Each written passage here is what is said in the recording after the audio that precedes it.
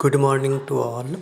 आप सभी का स्वागत है। आज के क्लास में हम BA first semester value added education course में 1B जो कोड है VAC 1B उसके मॉडल क्वेश्चंस प्रैक्टिस करेंगे, जो बहुत ही इंपॉर्टेंट प्रश्न हैं। उनमें से लगभग 12 प्रश्नों का ऐसे जो अत्यधिक महत्वपूर्ण है उसके प्रैक्टिस, उसका लॉन्ग क्वेश्चंस का आंसर देखेंगे। और ये आपका जान ही रहे हैं कि यह VAC 1B जो कोड है उसमें health, wellness, yoga, education and sports and fitness के बारे में पढ़ना है। तो आइए सबसे पहले हम प्रथम प्रश्न को देखते हैं। तो जैसे कि आप देख रहे हैं कि पहला प्रश्न है स्वास्थ्य की अवधारणा। स्वास्थ्य का कंसेप्ट यानी कि कंसेप्ट ऑफ हेल्थ, अभिप्राय एवं उसके आयाम, उसके कौन कौन से डायमेंशन, इसका वर्णन करें।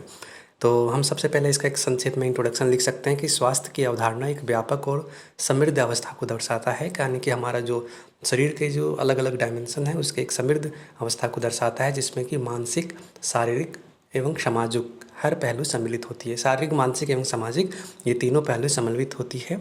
यह न केवल रोगों से मुक्ति की स्थिति है, ये ज़्यादा इंपॉर्टेंट है, यहाँ पे आपको ये कोड करना है कि जो स्वास्थ्य की जो अवस्था है वह केवल रोगों से मुक्ति की अवस्था नहीं है, बल्कि यह एक व्यक्ति की पूर्णता और कार्य क्षमता का प्रमाण है। कि कार्य क्षमता की अवस्था होती है कि वह व्यक्ति पूर्ण रूप से स्वस्थ रहे और पूर्ण तरीके से कार्य करने में सक्षम हो, तो वो व्यक्ति स्वस्थ है। अदरवाइज यदि मान लीजिए कोई बीमारी नहीं है लेकिन उसको काम करने का मन ही नहीं लगता, आलस्य प्रमाद छाया है, तो भी वो व्यक्ति पूर्ण रूप से स्वस्थ नहीं है।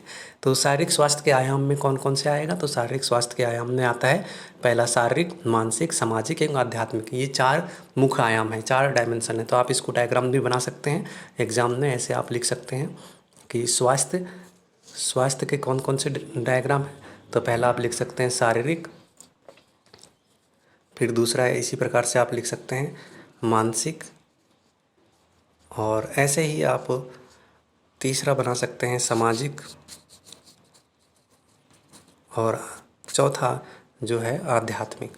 इस प्रकार से यह डायग्राम बना के यदि आप एग्ज़ाम में लिखते हैं तो आपको और भी अच्छा प्रेजेंटेशन हो सकता है। उसके बाद आप इसको डिफाइन कर सकते हैं कि शारीरिक स्वास्थ्य क्या है। तो शारीरिक स्वास्थ्य मुख्य रूप से शारीरिक क्षमता, ऊर्जा स्तर, रोग मुक्ति की स्थिति को संकेत करता है। जबकि मानसिक स्वास्थ्य क्या है? मानसिक स्वास्थ्य यानी कि स्वयं मन से शांत, स्थित और प्रसन्न रहना, यानी कि आत्म संवाद की स्थिति होती है, जिसमें शांति मानसिक स्थिरता को दर्शाता है। यहाँ पे संक्षेप में आप इसी को और ज़्यादा एक्सप्लेन कर सकते हैं। सामाजिक स्वास्थ्य क्या है? तो सामाजिक संबंधों की गुणवत्ता, जो भी हमारे समाज से, हमारे आस पड़ोस से जो रिलेशन होते हैं, सामंजस्य होते हैं, वो बेहतर हों।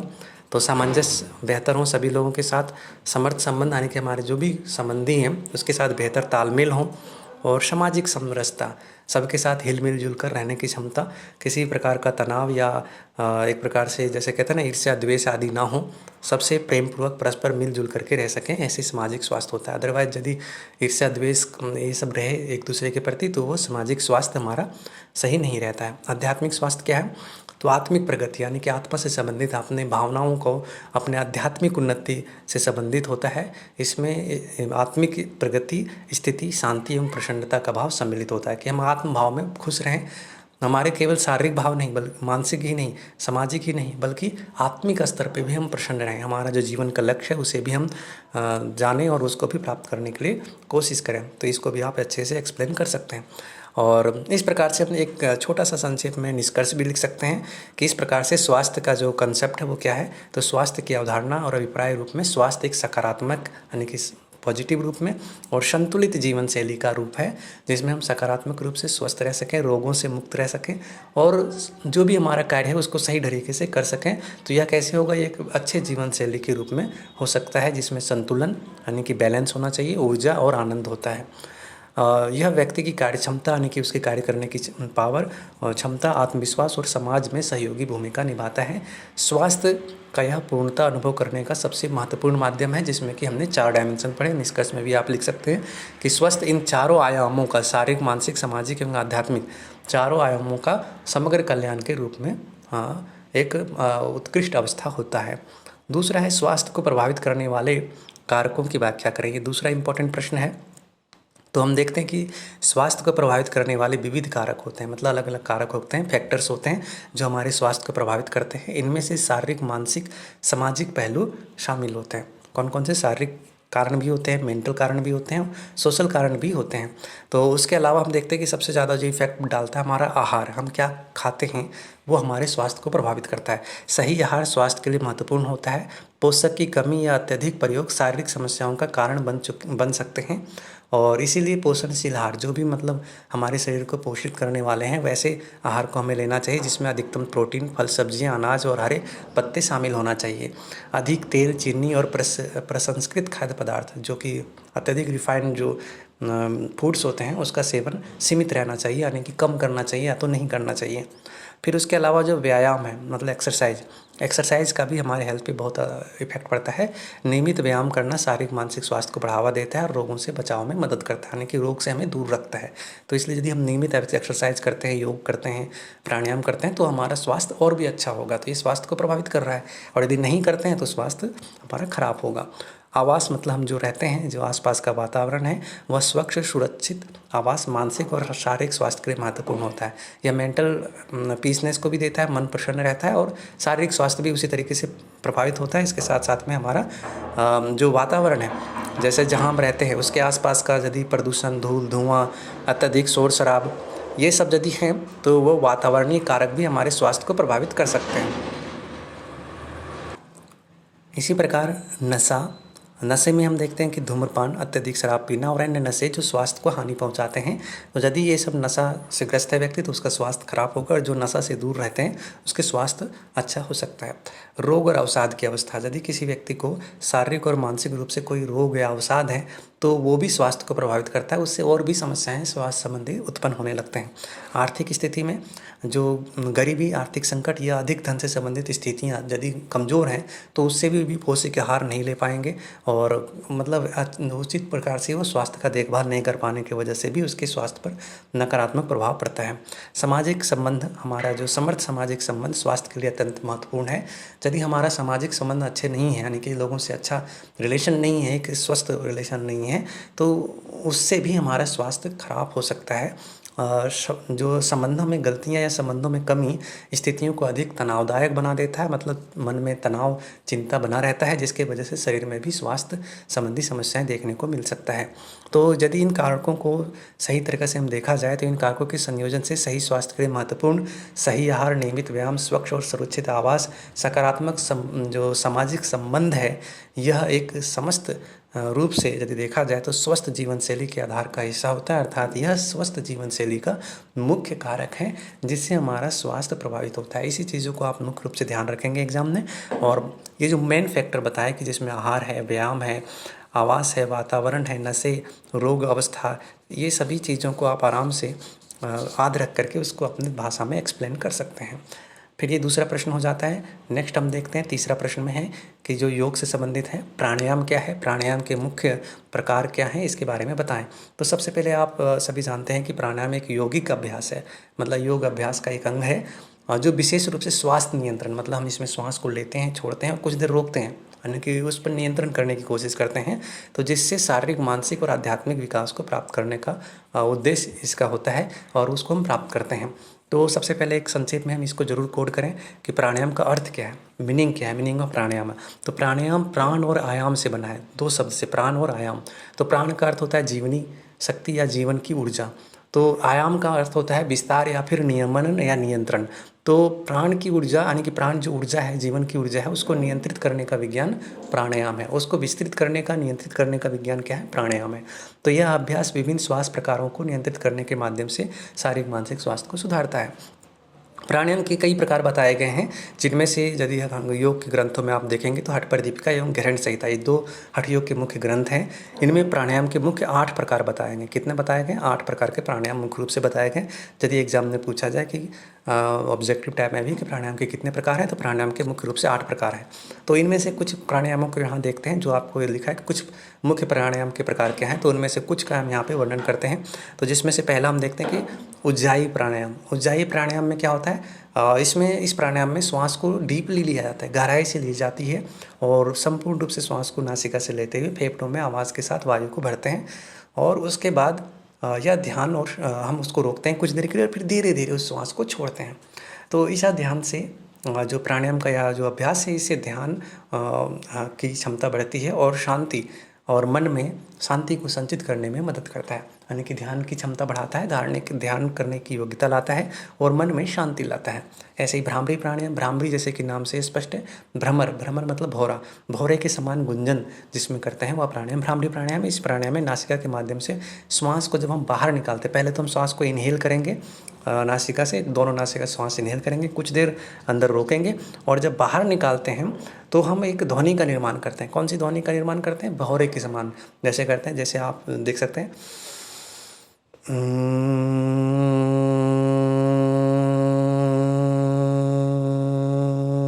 इस प्रकार से ध्वनि को बाहर छोड़ते, इसमें भौरे की भांति गुंजन करते हुए श्वास को हम छोड़ते हैं। तो ये क्या हो जाता है? ये भ्रामरी प्राणायाम है। और इस प्राणायाम को हम 3 से 5 बार तक रिपीट कर सकते हैं। श्वास लेना है, कुछ देर रोकना है और फिर धीरे धीरे छोड़ना है। इसी अभ्यास को आप और भी आगे बढ़ा सकते हैं धीरे धीरे। तो यह अभ्यास क्या करता है? मन को शांति और ध्यान की स्थिति में लाता है। मन शांत होता है और मन स्थिर होने से ध्यान की अवस्था में भी हम जाते हैं। फिर है तीसरा अनुलोम विलोम प्राणायाम। अनुलोम विलोम प्राणायाम क्या है? तो वह प्राणायाम जो वायु के श्वास और प्रश्वास, निश्वास मतलब प्रश्वास, तो यानी कि श्वास लेना और श्वास छोड़ना, इसको नियंत्रित करने के लिए किया जाता है। इसके लिए व्यक्ति एक हाथ से नासिका पर रखते हुए एक नाक से, यानी कि बाएं नासिका से यदि मान लीजिए लेफ्ट नॉस्ट्रिल से श्वास लेता है, फिर उसको कुछ देर के लिए रोकता है और फिर राइट नॉस्ट्रिल से श्वास को यहाँ से जैसे रोका, फिर राइट नॉस्ट्रिल से श्वास को बाहर छोड़ देता है। अब इसी प्रकार से क्या करेगा? फिर राइट नॉस्ट्रिल से श्वास लेगा, कुछ देर रोकेगा और फिर लेफ्ट नॉस्ट्रिल से श्वास को छोड़ देता है। तो ये क्या? अनुलोम विलोम, मतलब एक तरफ से ले रहा है श्वास, फिर दूसरी तरफ से छोड़ दे रहा है। तो इसको आप यहाँ पे देख सकते हैं कि ये अनुलोम विलोम प्राणायाम कहता है। यदि आपको एग्जाम में किसी केवल एक प्राणायाम पूछ दे कि अनुलोम विलोम प्राणायाम क्या है, तो इसका एक्सप्लेन करें तो आप इसमें कहेंगे कि सबसे पहले कोई भी ध्यानात्मक आसन या आरामदायक आसन में बैठते हैं, मतलब जैसे कोई भी एक आरामदायक आसन है उसमें बैठ जाना है और उसके बाद बाएं नासिका से, यानी कि लेफ्ट नॉस्ट्रिल से श्वास को इनहेल करना है, लेना है, फिर उसको कुछ देर के लिए रोकना है अंदर, यानी कि बीच में अंदर में ही, और फिर हमारा जो है 1 मिनट लेफ्ट नॉस्ट्रिल से लेना है श्वास को, कुछ देर रोकना है और राइट नॉस्ट्रिल से श्वास को छोड़ देना है। ठीक है, फिर राइट से लेना है और कुछ देर रोकना है और फिर लेफ्ट से छोड़ देना है। यही प्रक्रिया हमारा सर्किल के रूप में चलता रहता है, लेफ्ट राइट से, यानी कि अल्टरनेट, लेफ्ट से श्वास लिए रोके और फिर दाहिने नासिका से छोड़ दिए, दाहिने से श्वास लिए फिर रोके, फिर बाएं नासिका से श्वास छोड़ दिए। तो इससे हम जब लेते हैं तो श्वास लेना और छोड़ना, इससे हमारा मन शांत होता है, एकाग्र होता है और एकाग्रता की क्षमता बढ़ती है और फिर नाड़ियों की शुद्धि होती है। जो भी हमारे नाड़ियों में गंदगी या कुछ भी टॉक्सिक मटेरियल होते हैं वो शुद्ध हो जाता है। कपालभाति प्राणायाम, इस प्राणायाम में श्वास को तेज़ी से बार बार यानी कि छोड़ते हैं बार बार, और इसमें जैसे कपाल मतलब होता है जो शीर्ष प्रदेश, जो हमारा ललाट है, और भाति मतलब चमक, तो हमारी वह प्राणायाम जो हमारे कपाल को, यानी कि हमारे ललाट को चमका देता है या फिर उसमें तेज उत्पन्न कर देता है। तो इसमें हम प्राणायाम में श्वास को तेज़ी से बाहर छोड़ते हैं बार बार, जैसे कि आपने पद्मासन में बैठ करके फिर बार बार श्वास को केवल छोड़ना है, और यह शारीरिक शक्ति को बढ़ाता है और श्वास नली को शुद्ध करता है। जैसे आप इसमें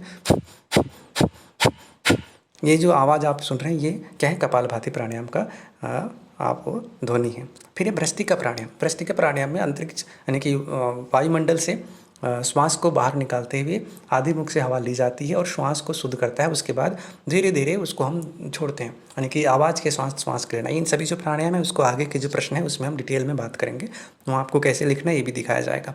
फिर अग्निसार प्राणायाम। इस प्राणायाम में श्वास को बाहर निकालते हुए पेट को अंदर की ओर खींचते हैं और जिससे पेट की मांसपेशियां मजबूत होती है और पाचन क्रिया को सुधारता है। इस प्रकार से हम देखते हैं कि प्राणायाम के अभ्यास से शारीरिक, मानसिक और आध्यात्मिक स्वास्थ्य में सुधार होता है। यह मन को शांति, ध्यान और एकाग्रता में मदद करता है। फिर जो नेक्स्ट हमारा क्वेश्चन है, आसन के मानसिक एवं शारीरिक लाभों की व्याख्या करें। मतलब आसन मतलब योगासन। तो आसन के मानसिक एवं शारीरिक लाभ क्या हैं? तो योगासन शारीरिक और मानसिक स्वास्थ्य को सुधारने में मदद करते हैं।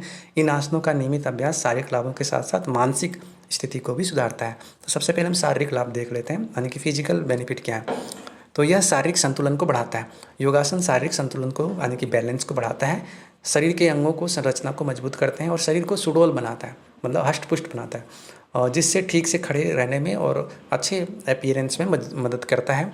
शारीरिक कठिनाइयों का समाधान होता है। विभिन्न योगासन मांसपेशियों के अलग अलग तरह से खिंचाव उत्पन्न होता है, इसलिए उससे शारीरिक दर्द और कठिनाइयों में कमी आती है, क्योंकि मांसपेशियों में लचीलापन में वृद्धि होता है। शरीर अधिक लचीलापन बनता है। योग आसन शरीर को लचीलापन बनाता है, यानी कि उसकी फ्लेक्सिबिलिटी को बढ़ाता है, और आपके जो प्रैक्टिशनर है वो उसके शरीर अधिक लचीलापन बनता है, जिससे रोगों का भी दूर होता है, रोग भी नष्ट होते हैं।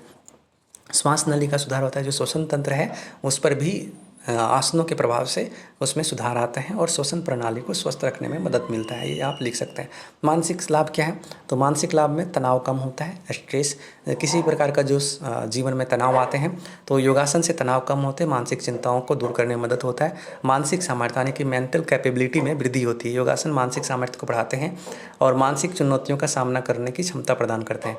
ध्यान और धारणा, योगासन से ध्यान और धारणा में स्थिरता प्रदान करते हैं, यानी कि कहीं भी आप कंसंट्रेट कर सकते हैं, उसको फोकस कर सकते हैं और मानसिक शांति और स्थिरता में सुधार होता है। सकारात्मक दृष्टिकोण, योगासन से सकारात्मक दृष्टिकोण और स्वार्थ शून्यता, मतलब कि जो एक प्रकार से आदमी की सेल्फ संकीर्णित जो मानसिकता होती है, केवल स्वार्थपन जो दृष्टिकोण होता है उससे बाहर निकलता है और जीवन में सकारात्मकता और आत्मविश्वास का विकास होता है। इस प्रकार से यदि देखा जाए तो कंक्लूजन में आप एक लाइन लिख सकते हैं कि योगासन का नियमित अभ्यास शारीरिक मानसिक स्वास्थ्य को सुधारता है, एक स्वस्थ, स्थिर और संतुलित जीवन जीने में मदद करता है। इसमें आप और भी कई चीज़ें ऐड कर सकते हैं, जैसे शारीरिक लाभ में शारीरिक जो रोग हैं, शारीरिक रोगों में क्या क्या है, जैसे कि कमर दर्द हो गया, कमर दर्द, कब्ज और इसके अलावा मोटापा आदि जितने भी रोग हैं उसमें भी ये लाभ करता है, तो इन सारी बीमारियों में ये लाभ पहुंचाता है। ऐसे ही मानसिक लाभों में जैसे आप कर सकते हैं कि मानसिक में चिंता, तनाव, अवसाद, इन सभी रोगों में क्या है, लाभदायक होता है। तो इन दोनों में रोगों का नाम लिख करके भी और अब इसको आप और अच्छे से आंसर बना सकते हैं। अब आता है पांचवा प्रश्न हमारा कि विभिन्न प्राणायाम का विस्तृत वर्णन करें। विभिन्न प्राणायामों का विस्तृत वर्णन करें, जिनमें से यहाँ पे 4 प्राणायाम आपको मुख्य रूप से ध्यान देना है। अनुलोम विलोम, भ्रामरी, भस्त्रिका, कपालभाति, जिसके बारे में ऊपर में तो हमने शॉर्ट में बात की थी, लेकिन यहाँ पे थोड़ा डिटेल में हम इसको अच्छे से देखते हैं। तो सबसे पहले देखते हैं कि अनुलोम विलोम प्राणायाम क्या है। तो अनुलोम विलोम प्राणायाम का एक प्रकार है जिसमें श्वास को नियमित विशिष्ट ढंग से लिया जाता है, मतलब उसमें नियमित रूप से उसको एक विशेष प्रकार से हम प्रैक्टिस करते हैं, जिसका नाम उस तकनीक के प्राप्त होता है जिसमें हम एक निरंतर रूप से हम इसमें अभ्यास करते हैं।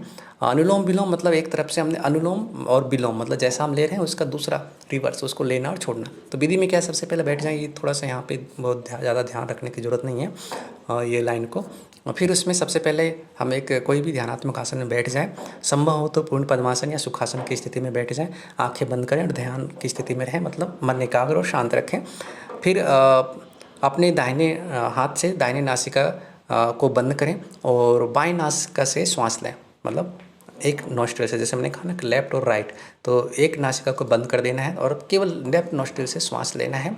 फिर उसमें काउंटिंग करते हुए, जैसे 1 2 3 तक काउंटिंग किया, अंदर रोकना है फिर श्वास को, और फिर धीरे धीरे इसको बंद करके दाईं नासिका से यानी कि राइट नोस्ट्रिल से श्वास को छोड़ देना है। फिर श्वास को छोड़ने के बाद कुछ देर वहाँ रुकना है और उसके बाद फिर यहीं से इनहेल करना है राइट से, फिर कुछ देर यहाँ पे होल्ड करना है और अबर होल्ड करने के बाद इसको अगेन बंद कर देना है और लेफ्ट नोस्ट्रिल से श्वास को छोड़ देना है, मतलब पहले इधर से लिए और राइट से छोड़े, फिर उसके बाद क्या है, राइट से लिए और लेफ्ट से छोड़े। तो ये अनुलोम विलोम हुआ। इसी प्रकार से मतलब हमें बार बार ये प्रयास करना है। इसी प्रकार बाएं नासिका से, यहाँ पे वही लिखा हुआ है जो हम यहाँ पे बता रहे हैं आपको। अब इसका लाभ क्या है, ये अभ्यास जैसे एक क्रम हुआ, बाएं से लेना, दाएं से छोड़ना, फिर दाएं से लेना और बाएं से छोड़ना, ये एक प्रैक्टिस हुआ। इसी को 3 से 4 बार आप कर सकते हैं। फिर लाभ क्या है इसका, लाभ है तनाव कम करने में सहायक होता है। ये जो मेंटल स्ट्रेस है, अनुलोम विलोम प्राणायाम के अभ्यास से मानसिक तनाव कम होता है, मन शांत और स्थिर होता है। श्वास नली यानी कि जो रेस्पिरेटरी सिस्टम है, श्वसन तंत्र है, इस प्राणायाम से श्वास प्रणाली को स्वस्थ और साफ रखने में मदद करता है। प्राण शक्ति को संतुलन बनाता है। प्राण शक्ति जो हमारा है, इम्यूनिटी सिस्टम है, अनुलोम विलोम प्राणायाम से इम्यूनिटी मजबूत होती है, रोग प्रतिरोधक क्षमता मजबूत होता है, शारीरिक मानसिक स्वास्थ्य में सुधार होता है। सावधानियाँ क्या क्या रखना है, अगर किसी को नाक से संबंधित कोई समस्या है तो वो इस प्राणायाम को करने उचित सलाह में करें या फिर ना करें। और प्राणायाम करते समय ध्यान और संयम बनाए रखें, हड़बड़ी में जल्दीबाजी में ना करें। प्राणायाम की संख्या को धीरे धीरे बढ़ाएं, मतलब एक बार 3 से 5 बार आपने किए, फिर नेक्स्ट डे थोड़ा थोड़ा करके बढ़ाएं। ऐसा नहीं कि एक ही बार में 40-50 बार आप काउंटिंग में कर रहे हैं। तो भ्रामरी प्राणायाम क्या है, जैसा कि नाम से स्पष्ट है, भ्रमर की भांति गुंजन करते हुए श्वास को छोड़ना भ्रामरी प्राणायाम होता है। तो सबसे पहले शांत और आरामदायक आसन में बैठें, अपने आंख बंद करें, श्वास को सामान्य रूप से लें, इनहेल करें। अपनी उंगलियों को कानों के पास रखें, उंगलियों को धीरे धीरे कानों पे रखते हुए कानों को बंद कर लें, आंखें बंद रखें और ध्यान केंद्रित करें। अपनी श्वास को धीरे धीरे बाहर निकालें। कैसे निकालना है? बाहर श्वास तो अंदर लेकर के बंद करना है पहले कानों को, और उसके बाद धीरे धीरे श्वास को बाहर छोड़ना है। बाहर छोड़ते समय भ्रमर की भांति गुंजन करते हुए श्वास को छोड़ना है। जैसे भौरे का आवाज़ जैसे निकलता है ना, वैसे श्वास छोड़ते समय भौरे की आवाज़ की भांति श्वास छोड़ते समय आवाज़ आनी चाहिए। जैसे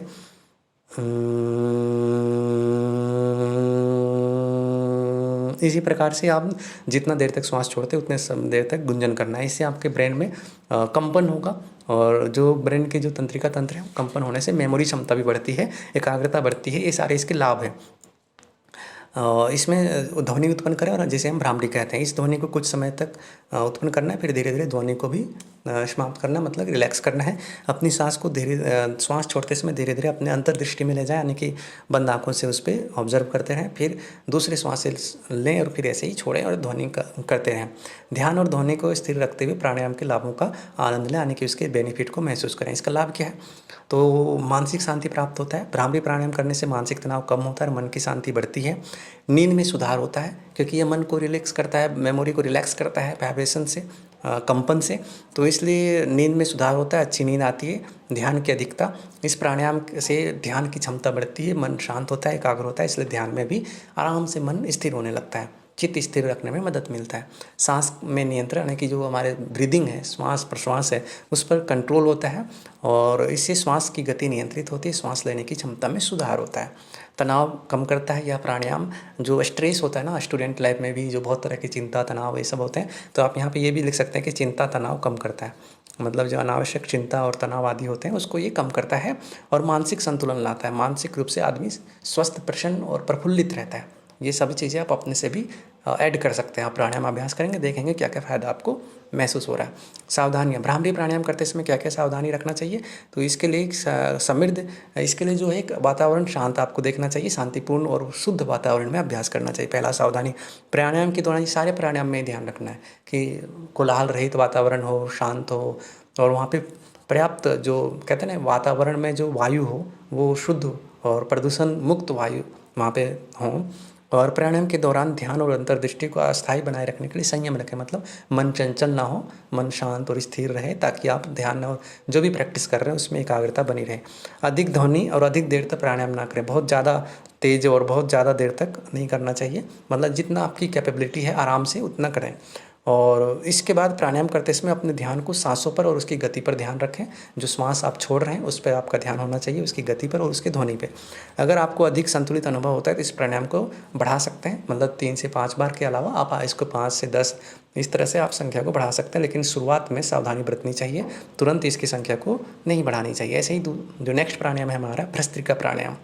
भ्रस्त्रिका प्राणायाम क्या है? इसमें भी कोई भी एक अच्छा आसन में जो ध्यानात्मक आसन हो जिसमें आराम से बैठ सकें, सुखासन या पद्मासन में बैठें, आंखें बंद करें। आप इसको स्टेप बाय स्टेप विधि में लिख सकते हैं। और जैसे लोहार का धोखनी होता है ना, आपने देखा होगा, लोहार जो लोहा को गर्म करके उसको पीट करके अलग अलग आकार में बनाते हैं, ऐसे ही वो धोखनी से जब वायु भरता है तो आवाज़ आती है। तो ऐसे ही उसकी लोहा के धोखनी की भांति वायु भरने के समान नासिका द्वारा वायु को ग्रहण करना है और उदर में पूरित करें। उदर मतलब पेट में उसको पूरित करें, मतलब भरें। नाक से लेते हुए पेट में वायु को भरना है, और फिर उदर में ही धीरे धीरे उसको मूवमेंट देना है, उसको चलाना है। इस प्रकार 20 बार करके, यानी कि 20 बार इसको करना है और वायु को धारण करें। तत्पश्चात उसके बाद धीरे धीरे लोहार की धोखनी से वायु निकलने के समान, जैसे लोहार की धोखनी से वायु निकलता है ना आवाज़ के साथ, ऐसे ही आवाज़ के साथ वायु को नासिका से, यानी कि नॉस्ट्रिल से, नाक से बाहर छोड़ना है। यानी कि श्वास छोड़ते समय वायु का घर्षण नासिका में जो होगा उससे आवाज़ सुनाई पड़ेगा। तो विद्वानों ने इसे भ्रस्त्रिका कुंभक कहा है। यह 3 बार करना चाहिए शुरुआत में, और इससे किसी भी प्रकार के रोग नहीं होते। ये आपका लाभ भी हो गया। ये क्या है? घृण संहिता के अनुसार है ये पूरा का पूरा विधि। तो इसमें ये क्या कहें कि इससे किसी प्रकार का रोग नहीं होता, क्योंकि हमारा जो पूरा का पूरा शरीर किससे चलता है? प्राण से। और प्राण किससे होता है? तो ऑक्सीजन से। तो हम इस प्राणायाम में जो श्वास लेते हैं कुछ देर उसको अंदर पेट में रोकते हैं, मतलब कि चेस्ट में, आपके जो लंग्स हैं उसमें, और फिर धीरे धीरे उसको बाहर छोड़ते हैं आवाज़ के साथ, मतलब नॉस्ट्रिल में घर्षण के साथ। तो इससे दिनों दिन आरोग्य की वृद्धि होती है, मतलब कि रोगों का नाश होता है और स्वास्थ्य लाभ होता है। लाभ क्या? मानसिक चिंता तनाव को कम करता है, ध्यान को बढ़ाता है, मानसिक शांति प्रदान करता है। मानसिक लाभ सारे प्राणायाम में आपको मिलेंगे और आप उन सभी को लिख सकते हैं। चिंता तनाव को कम करता है, ध्यान को बढ़ाता है, मानसिक शांति मिलता है। ये कॉमन चीज़ें हैं, आप हर प्रश्नों में इसको लिख सकते हैं प्राणायाम से रिलेटेड। तनाव, चिंता, जो तनाव और चिंता, अधिक चिंता है, नींद की समस्या है, इन सभी को नष्ट करता है, इसको कम करता है, ख़त्म करता है। और श्वसन तंत्र को सुधारता है, क्योंकि प्राणायाम किससे संबंधित है? स्वतंत्र तंत्र से, श्वसन तंत्र से, रेस्पिरेटरी सिस्टम से। तो इसलिए रेस्पिरेटरी सिस्टम को ये अच्छा बनाता है, स्वस्थ बनाता है और उसकी क्षमता को बढ़ाता है, रक्त संचालन को भी बढ़ाता है, बॉडी में ब्लड सर्कुलेशन को बढ़ाता है। ये सब आप इसको लाभ में लिख सकते हैं। नसों को मजबूत करता है और नसों का अनियमित विकास को रोकता है, यानी कि उसका नियमित विकास को करता है। सावधानियाँ क्या क्या हैं इसके? तो सावधानी में हम देख सकते हैं कि इस प्राणायाम को करते समय ध्यान और संवेदनशीलता बनाए रखें, मतलब आप उसकी जो ग्रहणशीलता है उसको अनुभव करें।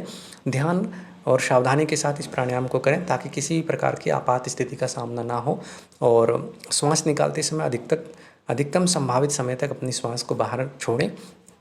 और यदि आप किसी तरह की गंभीर स्वास्थ्य समस्या से पीड़ित हैं, कोई प्रॉब्लम है, हेल्थ इश्यूज, तो उससे डॉक्टर की सलाह लें और उसके मार्गदर्शन में ही अभ्यास करें। यदि कोई स्वास्थ्य संबंधी समस्याएं हैं, कोई मतलब कि जैसे किसी प्रकार के दमा या अन्य किसी प्रकार की बीमारी है, तो उसमें इसको सावधानीपूर्वक किसी के मार्गदर्शन में, योगाचार्य या फिर डॉक्टर के कुशल मार्गदर्शन में इसका अभ्यास करें। नेक्स्ट प्राणायाम हमारा कपालभाति प्राणायाम है, जो कि बहुत ही प्रसिद्ध है। आपने टीवी पे और कई जगह पे आपने इस अभ्यास को किया भी होगा। तो कपालभाति प्राणायाम क्या है? इसमें सीधी बैठें, कमर गर्दन सीधी रखें, आरामदायक स्थिति में बैठें, पैरों को सीधा रखें और हाथों को घुटनों पर रखें।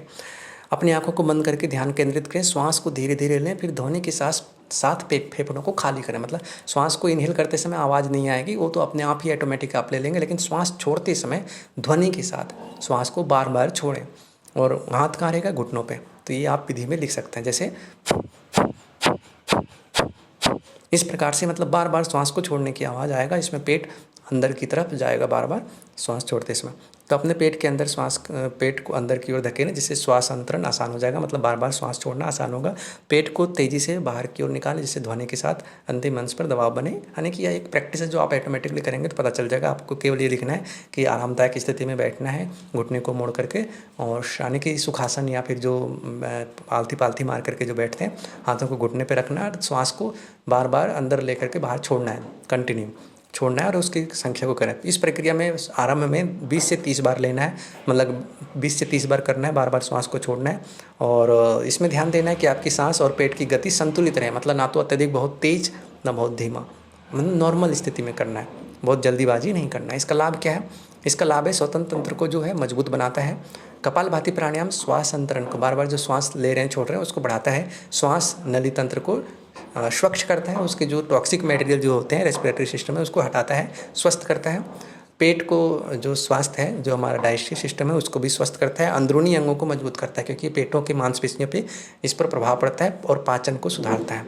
तनाव कम करता है। कपालभाति प्राणायाम तनाव को कम करने में मदद करता है। जो भी स्ट्रेस है रिलैक्स हो जाता है। जब आप कपालभाति प्राणायाम करके देखिएगा तो ध्यान आ जाएगा और आपको अच्छे से याद भी हो जाएगा कि जो तनाव है वो किस प्रकार से कम हो रहा है। मानसिक शांति अनुभव प्रदान करता है, मानसिक पीसफुलनेस अनुभव होता है, और नासिका शुद्ध होती है। प्राणायाम से नासिका शुद्धि होती है, जो सीने की समस्याओं को दूर करता है, और श्वसन संबंधी जो समस्याएं हैं वो भी दूर होती है। सावधानियाँ क्या क्या रखना है? तो सावधानियाँ इसमें हैं, जो महिलाएं गर्भवती हैं, हृदय रोग के जो पीड़ित लोग हैं, उच्च रक्तचाप यानी कि हाई बीपी, और मांसपेशियों में चोट के लिए जो उपचार कर रहे हैं, वो जो ट्रीटमेंट ले रहे हैं, वो उन्हें किसी चिकित्सक की सलाह से ही कपालभाति प्राणायाम करना चाहिए, अदरवाइज नहीं करना चाहिए।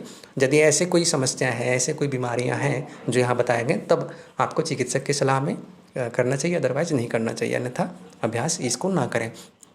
यह प्राणायाम खाली पेट करें, भोजन के बाद कम से कम 3 घंटे के बाद यह अभ्यास करें। भोजन के बाद वैसे योगाभ्यास कम से कम 3 घंटे के बाद ही करना चाहिए।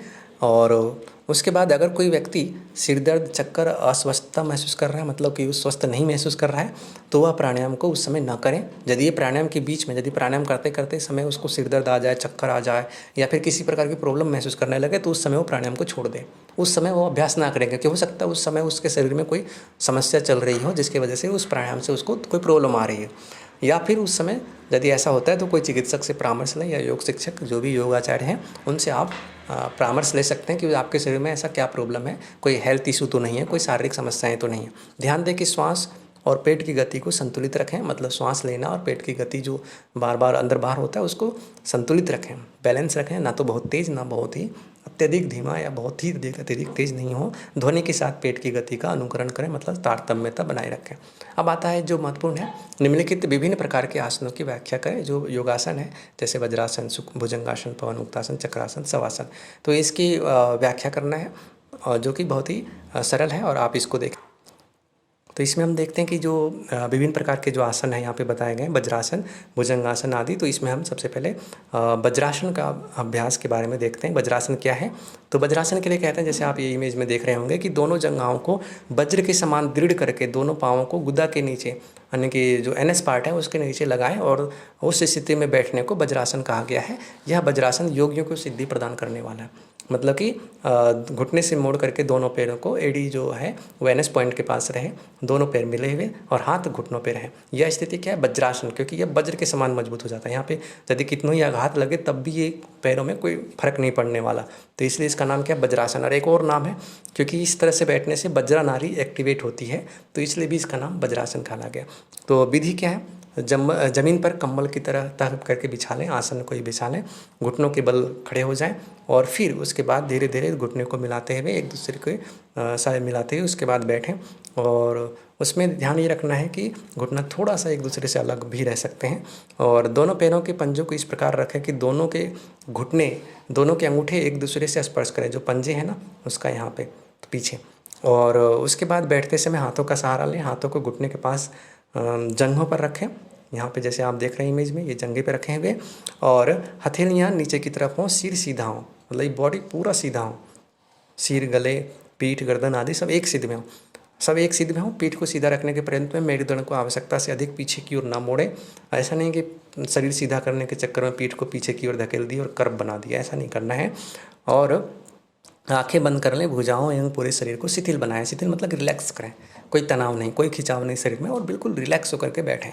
सामान्य श्वास प्रश्वास की क्रिया करें, मतलब समान रूप से जनरली जो आपका नॉर्मल इनहेल और एक्सेल है, श्वास को लेना और छोड़ना, वैसे ही रहें, और आती जाती हुई श्वास प्रश्वास पर अपने ध्यान को केंद्रित करें। तो ये क्या है? ये वज्रासन है। वज्रासन का जो यदि एक प्रकार से देखा जाए तो इसके लाभ क्या है? तो वज्रासन से जो आप इसमें यहाँ पे लाभ इसमें लिख सकते हैं कि सबसे पहला जो मुख्य लाभ है, पाचन तंत्र को अच्छा बनाता है। पाचन तंत्र को लाभ में क्या लिखेंगे कि पाचन तंत्र को स्वस्थ बनाता है। क्या? पाचन तंत्र मतलब डाइजेस्टिव सिस्टम। और उसके अलावा क्या है? जो भी आप खाएंगे पिएंगे उसको पचाने में ये सहायता करता है, मतलब पाचन तंत्र को स्वस्थ बनाता है, पाचन क्षमता को बढ़ाता है। इसलिए वज्रासन कहते हैं ना कि खाने के बाद 15 से 20 मिनट तक वज्रासन में बैठना चाहिए, तो पाचन क्षमता को बढ़ाता है। ठीक है, आप जो भी खाएंगे पिएंगे वो अच्छे से पच जाता है। और उसके अलावा पाचन क्षमता को बढ़ाने के अलावा जो भी पेट संबंधी रोग है, जैसे कब्ज हो गया या इन प्रकार से अपच हो गया, ये सभी चीज़ों को ये दूर करता है। और इसके अलावा मानसिक लाभ में क्या है? तनाव से, चिंता से, अवसाद से और इन सभी रोगों से मुक्त करता है। शांति, मानसिक शांति, स्थिरता, एकाग्रता और प्रसन्नता को प्रदान करने वाला होता है। ये इसका लाभ है वज्रासन से। आप खुद बैठ करके एक बार देखेंगे, आपको समझ में आ जाएगा कि ये सारी इसके लाभ है। मतलब कि चिंता तनाव दूर करता है, मन की एकाग्रता बढ़ाता है, ध्यान में मन लगता है, मन शांत हो जाता है, ये सब इसके लाभ हैं। भुजंगासन, दूसरा जो आसन है महत्वपूर्ण, वो भुजंगासन। भुजंग मतलब, भुजंग होता है सांप, मतलब सर्प की भांति, और आसन सांप की अवस्था वाला जो आसन है। तो पाँव के अंगूठों से नाभि पर्यंत शरीर को धरती पर रखें, यानी कि जो पैर के अंगूठे हैं उससे नाभि तक का जो शरीर है वो धरती पे रहे, और उसके बाद का जो शरीर है वो ऊपर उठा हुआ रहे। तो यह आसन भुजंगासन कहलाता है। यह आसन शरीरस्थ अग्नि को बढ़ाता है, शरीर के अंदर जो जठराग्नि है उसको बढ़ाता है, जो सब रोगों का नाशक है। इस साधक से, इसके अभ्यास से साधक का कुंडलिनी शक्ति भी जागृत होता है। तो विधि में आप जान चुके हैं, इसको आप अपने से भी लिख सकते हैं कि ईश्वर प्रथम पैरों को सीधा करके सटा करके रखते हुए पेट के बल लेटना है, तलवे ऊपर की ओर होंगे, मतलब पैर का जो तलवा है ऊपर की ओर होंगे, हथेलियों को कंधों के बगल में रखकर भूमि पर टिकाना है, अंगुलियां आपस में सटी हुई सामने की ओर रहती है, भुजाओं को इस प्रकार रखते हुए कहने के पीछे की ओर ले जाना है, शरीर को बगल में रहते हुए रखना है, ललाट को भूमि पर टिकाकर शुरू में लेटे रहेंगे इस प्रकार से, और फिर धीरे धीरे आंखें बंद करते हुए नाभि प्रदेश के ऊपर शरीर को भूमि से धीरे धीरे इसको ऊपर उठाना है ऐसे, और ये फाइनल अवस्था में आ जाना है। ठीक है, तो पहले क्या था, पहले पेट के बल लेटे हुए थे, फिर धीरे धीरे हथेली के सहारे से इसको लेते हुए इसी चीज़ को धीरे धीरे ऊपर उठाते हुए इस पोजीशन में आना है। फिर यहाँ पे कहनी को सीधा करते हुए शरीर को यथासंभव उठाएं। जैसे देखिए यहाँ कहनी सीधा हो रहा है धीरे धीरे, पहले क्या था, कहनी मुड़ा हुआ था, और पंजों से नाभि तक शरीर का जमीन, पैरों से नाभि तक, यानी कि यहाँ से नाभि तक का है सो पूरा जो शरीर है वो ज़मीन पे रहेगा और आराम की स्थिति में रिलैक्स पड़ा रहेगा। और केहनी से सिर तक, यहाँ से कमर से लेकर के सिर तक केहने से सर्प की भांति, फन की भांति जैसे सर्प उठाता है ना, उस देर तक वहाँ पे कुछ देर पर होल्ड करें, मतलब रुकें और धीरे धीरे फिर वापस आ जाएं। यह एक क्रिया हुआ। फिर धीरे धीरे इसी चीज़ को श्वास छोड़ते हुए धीरे धीरे वापस आ जाना है और अगेन फिर इसी क्रम को धीरे धीरे श्वास लेते हुए ऊपर उठाना है। तो इस प्रैक्टिस को 2-3 बार इस तरह से कर सकते हैं और फिर आगे रिलैक्स करें। इसका लाभ क्या है? तो इसका लाभ ये है कि यह कमर दर्द को दूर करता है। जैसे बैक पेन से रिलेटेड है, कमर दर्द को दूर करता है, लचीलापन बढ़ाता है और चेस्ट जो छाती है, छाती को भी एक्सपेंड करता है, मतलब उसके जो मांसपेशियां हैं उसको फैलाता है। इसलिए जो श्वसन संबंधी रोग होते हैं उसमें भी लाभदायक होता है और लंग्स की क्षमता यानी कि फेफड़े की क्षमता को बढ़ाता है, फेफड़ों की क्षमता को बढ़ाता है। और इसलिए जो प्रॉब्लम्स होते हैं, जो स्वास्थ्य संबंधी प्रॉब्लम होता है उसमें भी ये लाभ देता है। और कलाइयों को मजबूत करता है, कलाइयाँ मतलब हथेलियों को मजबूत करता है। इस प्रकार से यह जो आसन भुजंग आसन है और जठराग्नि को प्रदीप्त करता है। यहाँ पे तो है ही। और 2 मुख्य लाभ यहाँ पे आपको पहले ही बताया जा चुका है कि यह सब रोगों को नाश करने वाला, शरीरस्थ अग्नि को बढ़ाने वाला होता है और कुंडलिनी शक्ति को जगाने वाला होता है। और ठीक है, अब इसके बाद हम नेक्स्ट आसन देखते हैं, पवन मुक्त आसन। आप इमेज को भी ध्यान रख सकते हैं। ये इमेज भी आप एग्जाम में जो भी इमेज थे उसको डायग्रामिक रूप से आप बना सकते हैं। जैसे स्टिक डायग्राम, ये भुजंग आसन है, ऐसे ही ये पवन मुक्तासन है। तो आप इसको डायग्राम में, यदि बहुत अच्छा आपका डायग्राम स्किल नहीं है तो ऐसे स्टिक डायग्राम इसको कहते हैं, इस तरीके से भी आप बना सकते हैं। ठीक है, नहीं तो डायरेक्ट आप इमेज बना सकते हैं। तो विधि क्या है? पवन मुक्तासन। पवन मुक्तासन, पवन मतलब वायु, मुक्तासन मतलब मुक्त होना। तो जो भी शरीर में टॉक्सिक वायु जो रहते हैं उसको मुक्त करने से युक्त जो आसन है पवन मुक्तासन होता है। इसलिए सीधे लेट जाएं, जिसमें पीठ के बल लेटना है, मतलब सीधा लेट गए पीठ के बल। ठीक है, और उसके बाद अपने पैरों को एक दूसरे के पास ले जाने की मिलाए रखना है, दोनों पैरों को। और दोनों पैरों के साथ जब हम मिलाए रखें, पहले सीधे हम लेट गए हैं, दोनों पैर मिले हुए, फिर दोनों पैरों को 90 डिग्री मतलब कि इस तरह से उठाना है ऊपर, इस यहाँ तक आ गए। ठीक है, और अपने पेट के ऊपरी हिस्से को सीधा रखें और अपने हाथों को घुटने पर रखें। अब यहाँ पे घुटने पर हाथों को दोनों ले जाना है और इसको फोल्ड करते हुए, यहाँ से घुटनों से इसको फोल्ड करते हुए इस प्रकार से पैर को धीरे धीरे फाइनल पोजीशन में आना है। जैसा कि इस इमेज में आप देख रहे हैं कि घुटने को फोल्ड करते हुए इस प्रकार से यहाँ पे, और हाथों से इसे लॉक करके रखें और सिर को घुटने से लगाना है। तो यह आसन क्या हो गया? पवन मुक्त आसन। इसमें सांस धीरे से लें और फिर धीरे धीरे श्वास को छोड़ते हुए अपने पेट को भी इस प्रकार से रिलैक्स करना है और पेट और छाती को घुटने के पास ले जाना है और उसको टच करना है श्वास छोड़ते समय। जब लेटे रहेंगे तो श्वास धीरे धीरे इनहेल करेंगे और श्वास छोड़ते छोड़ते इस पोजीशन में आना है, फाइनल पोजीशन में, और उसके बाद फिर श्वास को लेते हुए धीरे धीरे वापस आएंगे। ठीक है, ध्यान रहे कि इसमें श्वास पर आपका ध्यान एकाग्र रहे और सावधानी पूर्वक श्वास को लेना है, छोड़ना है। 15 से 30 सेकंड तक स्थिति में आपको होल्ड करना है, उसके बाद फिर रिलैक्स करना है। फिर दोबारा इस आसन को कंटिन्यू 2-3 बार कर सकते हैं और श्वास बाहर निकालते हुए धीरे धीरे अपने पैरों को छोड़े आराम से लेट जाएं। तो ये एक आसन है। इसका लाभ क्या है? तो इसमें पवन मुक्तासन का ये लाभ है कि जो अपच है, कब्ज है, इन सभी से मुक्त करता है। सबसे पहले तो कब्ज में बहुत ज़्यादा फायदेमंद है। और जैसे ये भी पाचन तंत्र से संबंधित आसन है, तो पाचन तंत्र से संबंधित लाभ इसको कह सकते हैं। पाचन तंत्र को मजबूत बनाता है, पहला। दूसरा ये है कब्ज, अपच, इन सभी रोगों को दूर करता है। और जो कमर दर्द या फिर जो रीढ़ से संबंधित जो फ्लेक्सिबिलिटी है, तनाव है, चिंता है, अवसाद है, इन सभी से ये मुक्त करता है। तो यहाँ पे आप लाभ में भी देख सकते हैं। पाचन को सुधारता है। आसन पेट के अपशिष्ट वायु को निकालने में मदद करता है, पाचन को सुधारता है, पेट के दर्द को कम करता है। इसके अभ्यास से पेट दर्द में राहत मिल सकती है। गैस की समस्या को दूर करता है। गैस की समस्या यानी कि जो पेट में गैस बनता है उसको दूर करता है। कमर और हृदय के लिए लाभकारी है। पवन मुक्तासन के अभ्यास से कमर मजबूत होता है, हृदय को स्वस्थ रखने में सहायक हो सकता है। सावधानियाँ क्या क्या हैं? जब भी आसन करें तो सही तरीके से करें, अधिक से अधिक ध्यान दें और अपने श्वास गति को संतुलित रखें।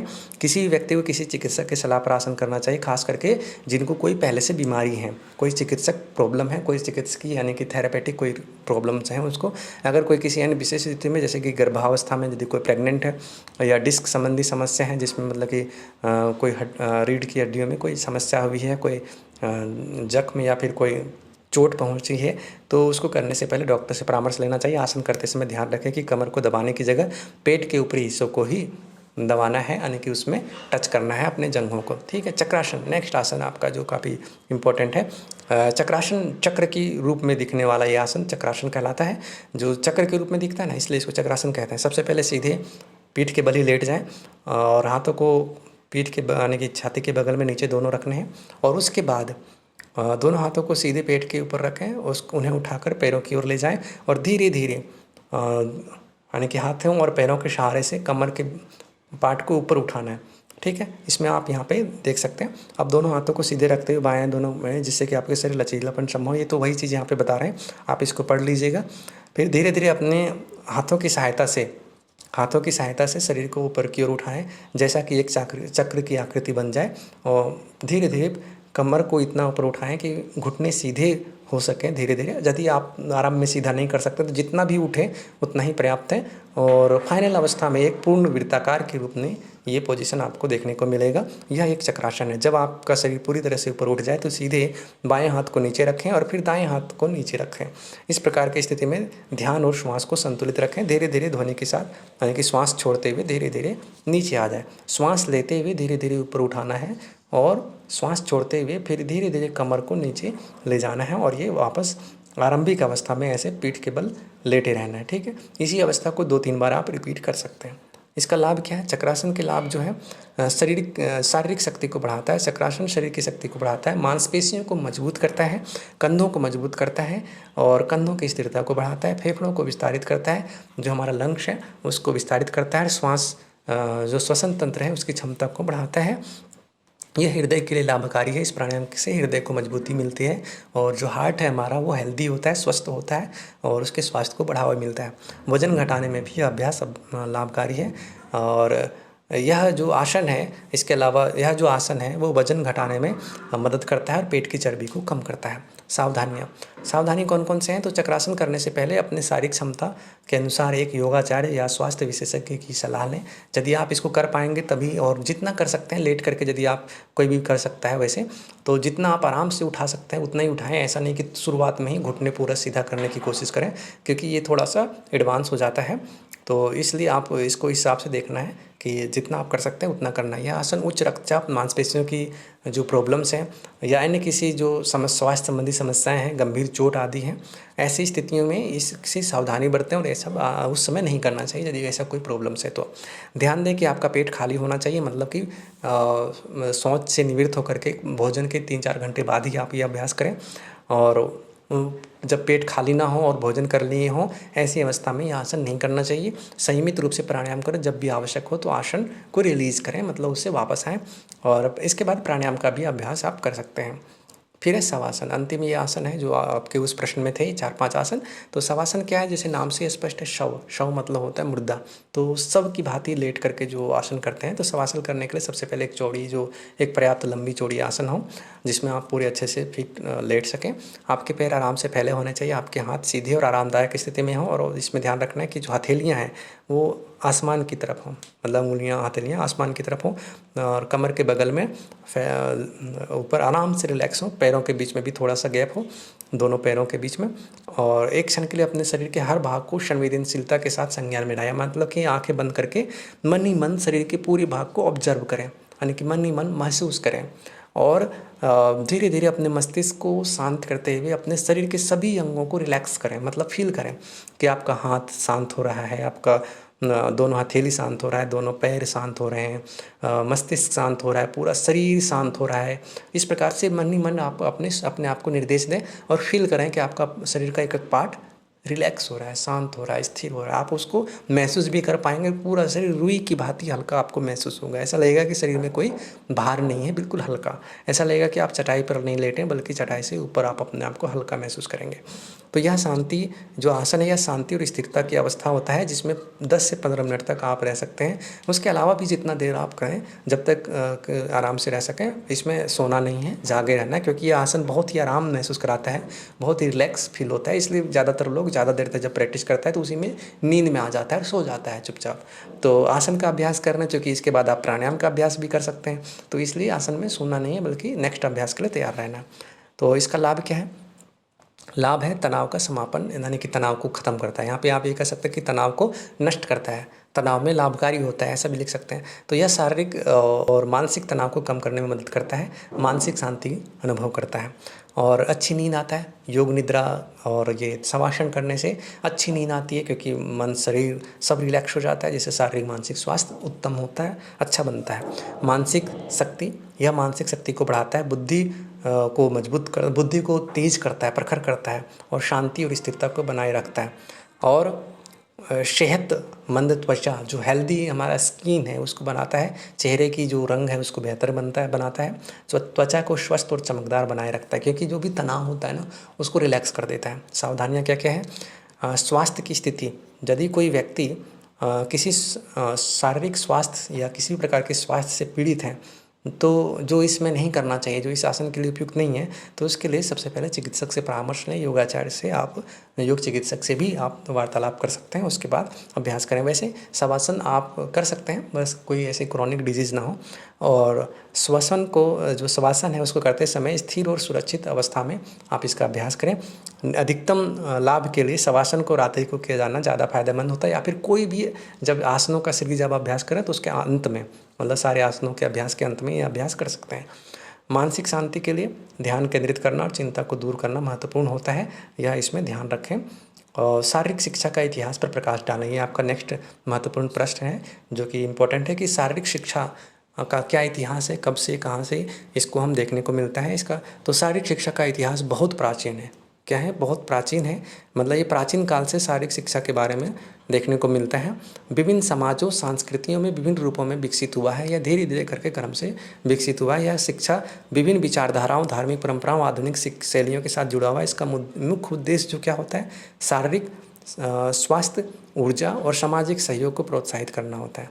प्राचीन काल में क्या था? इसको कालखंड के रूप में आप देख सकते हैं कि जैसे शारीरिक जो शिक्षा है वो प्राचीन काल, मध्यकालीन काल, नवीन काल और आधुनिक युग में किस प्रकार देखने को मिलता है। तो प्राचीन काल में शारीरिक शिक्षा का प्रारंभिक इतिहास बहुत प्राचीन है, जिसमें विभिन्न संस्कृतियों और समाजों में योग, आसन और खेल के रूप में शारीरिक क्रियाओं का महत्व बताया गया है। मतलब प्राचीन काल में भी ये देखने को मिलता है, जिसमें धनुर्विद्या, यानी कि जैसे रामायण, यानी कि त्रेता युग में, द्वापर युग में, अन्य प्राचीन कालों में यदि देखा जाए तो धनुर्विद्या आदि के रूप में हम शारीरिक शिक्षा, कुश्ती और गदा युद्ध, ये सब देखने को मिलता है। तो शारीरिक शिक्षा ही था। ग्रीक और रोमन खेल, चीनी मार्शल आर्ट्स, ये सभी प्राचीन काल के एग्जाम्पल्स हैं।